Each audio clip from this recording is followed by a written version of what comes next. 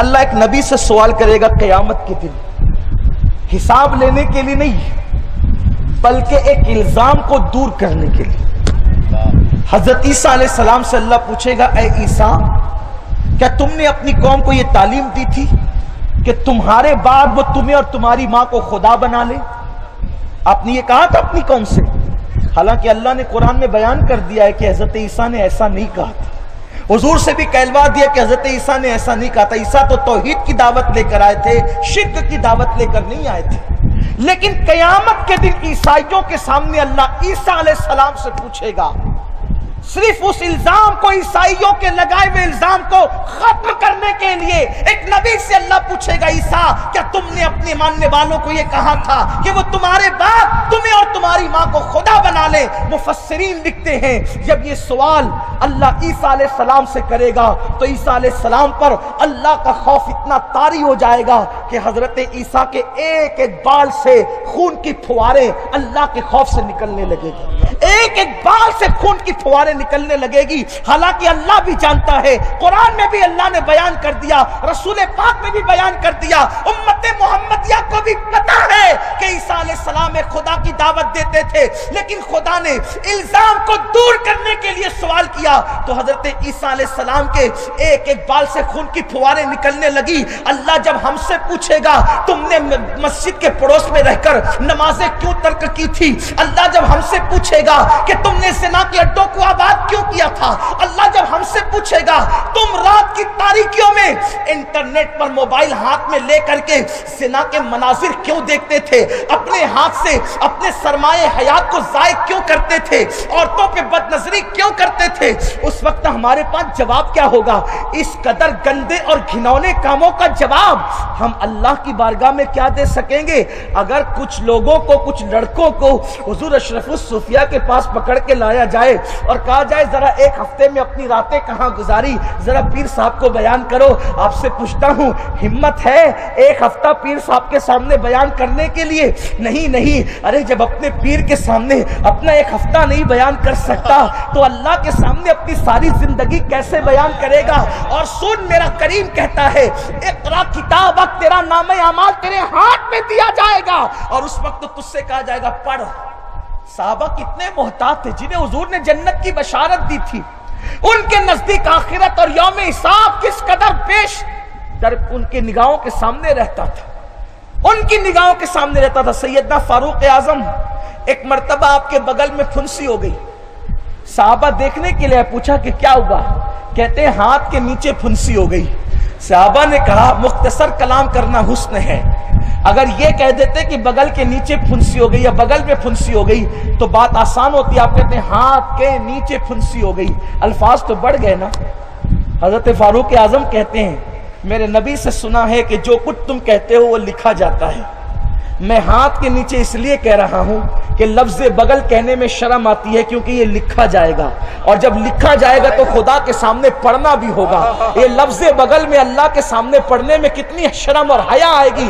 آپ مجھے بتائیں جو خدا کی بارگاہ میں بغل کہنے سے شرماتے ہو، اور آج مسلمان کتنی گندی گندی گالیاں اپنی بیوی، بیٹی اور بچوں کو دیتے ہیں، کیا وہ یہ نہیں سمجھتے کہ خدا کے سامنے یہ بھی پڑھ کے سنانا ہے، رب کی بارگاہ میں یہ بھی پڑھ کے سنانا ہے؟ اپنی محفلوں کو غیبت سے گندا کرتے ہیں، اپنی زبان کو گندی گندی باتوں سے، کفریہ کلمات سے، گانوں کے کفریہ کلمات سے، فلمی ڈائلیکٹ کے کفریہ کلمات سے اپنی زبانوں کو گندا کرتے ہو۔ ذرا سوچو تو صحیح، اللہ کو جواب کیا دو گے؟ سنو جنہیں جنت کی بشارتیں ملی تھی ان کی کیفیت کیا تھی؟ صدیق اکبر میرے آقا کا وہ صحابی جس کی صحابیت قرآن سے ثابت ہے، اور ہمارا ایمان ہے جنت کا ہونا جتنا یقینی ہے صدیق اکبر کا جنتی ہونا اتنا ہی یقینی ہے۔ وہ صدیق اکبر ہے، افضل البشر بعد الانبیاء بالتحقیق سیدنا صدیق اکبر رضی اللہ تعالی۔ صبح کے وقت نماز فجر پڑھ کے گزر رہے ہیں، دیکھا کہ مدینہ منورہ کے ایک باغ میں چڑیا ایک ڈال سے اڑتی ہے دوسرے پہ، دوسرے سے تیسرے پر، اور چہچہا رہی ہے۔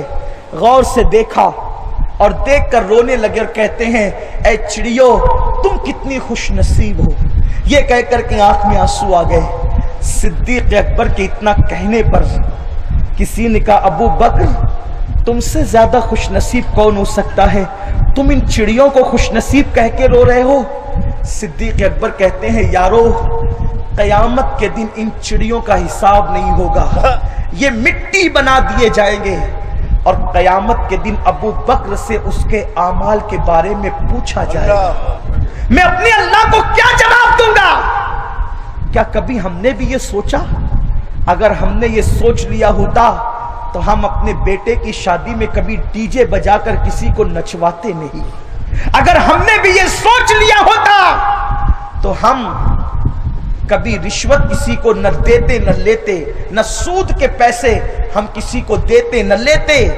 کیا ہمیں نہیں پتا، مسلمانوں کو نہیں پتا کہ دنیا میں کیوں آئے ہیں، زندگی کیوں ہے؟ اللہ فرماتا ہے تمہاری سماعتوں کے بارے میں تم سے پوچھا ہے، کیا تم نے سنا تھا؟ آج تو کانوں میں ایئر فون لگا کر لوگ گانے سنتے، گانے میوزک عام ہو چکے ہیں۔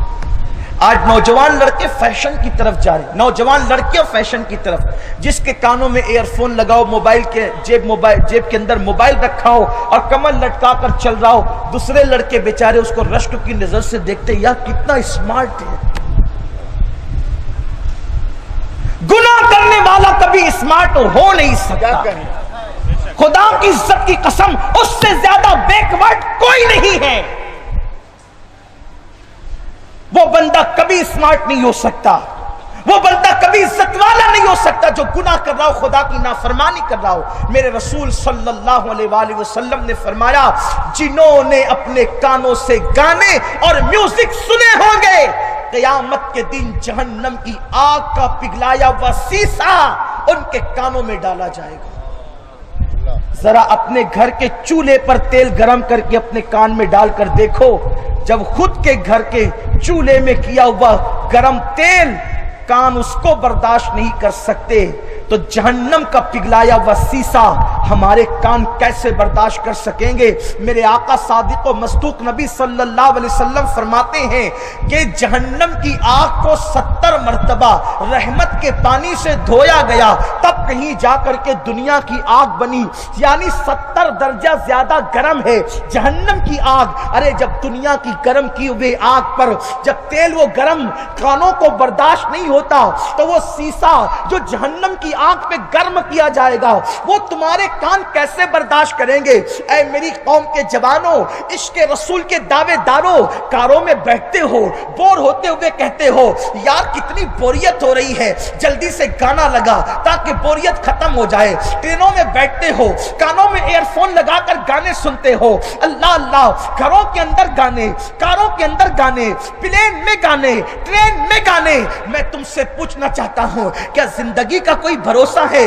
اللہ نہ کرے، ہزار بار نہ کرے، کانوں میں ایئر فون لگا ہو اور تم گانے سن رہے ہو، اسی حالت میں موت کا فرشتہ آ جائے اور تمہاری روح نکل جائے تو اس حالت میں مرو گے گانے سنتے سنتے، اپنے اللہ کو جواب کیا دو گے؟ اور سنو سنو میوزک اور گانے کا انجام کیا ہے؟ حضرت سیدنا عبداللہ ابن مسعود رضی اللہ تعالیٰ عنہ سے میرے آقا نے فرمایا اے ابن مسعود، میری امت کے کچھ لوگ ہوں گے جب وہ مریں گے تو ان کے چہرے اچھے بھلے ہوں گے، اور جب وہ قیامت کے دن اٹھیں گے یا تو ان کے چہرے سور کی طرح ہو جائیں گے یا تو ان کے چہرے بندر کی طرح ہو جائیں گے۔ اللہ اکبر! مسلمان کو سور کے نام سے نفرت ہے، اللہ کرے نفرت رہے، لیکن میں تم سے پوچھنا چاہتا ہوں میری قوم کے جوانوں، کانوں میں ایئر فون لگا کر گانے سننے والوں، کاروں میں اتنا کر گانے سننے والوں، ذرا دل کے کانوں سے سچے نبی کا فرمان سنو۔ آقا فرماتے ہیں مریں گے تو اچھے بھلے قبر میں دفن ہوں گے، اور جب قیامت میں اٹھیں گے یا تو چہرے سور کی طرح ہوں گے یا تو بندر کی طرح ہوں گے۔ عبداللہ ابن مسعود نے پوچھا میری مائیں اور بہنیں بھی موجود ہیں، خواتین کو بھی گانوں سے بڑا پیار ہو گیا، خواتین کو بھی گانوں سے بڑی محبت ہو گئی، روٹی پکا رہی ہے تو گانے سن رہی ہے، سالن تیار ہو رہا ہے گانے سن رہی ہے، ہنسنے کی بات نہیں ہے۔